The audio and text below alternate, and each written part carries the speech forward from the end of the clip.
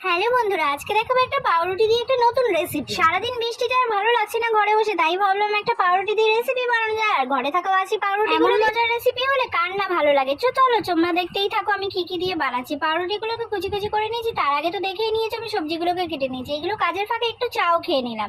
তারপর বিস্কুটগুলোকে গুঁড়ো করে নিয়েছি, পাউরুটিগুলোকে আলুর সাথে পেঁয়াজ, লঙ্কা, টমেটো, ধনেপাতা সব কুচিয়ে দিয়ে সাথে দিয়েছি লাল লঙ্কার গুঁড়ো, কাশ্মীরি লঙ্কার গুঁড়ো, হলুদ গুঁড়ো, চাট মশলা আর একটুখানি সামান্য নুন, সেটা স্বাদ অনুযায়ী। আর সাথে শুকনো লঙ্কাকে ভেজে চিলি ফ্লেক্স বানিয়ে রেখেছিলাম, সেটাও দিয়ে দিয়েছি। এবার হাতে একটু সাদা তেল লাগিয়ে সেই মাখা আলু আর পাউরুটির পেস্টটাকে একটা একটা করে শেপ দিয়ে বানিয়ে নেব।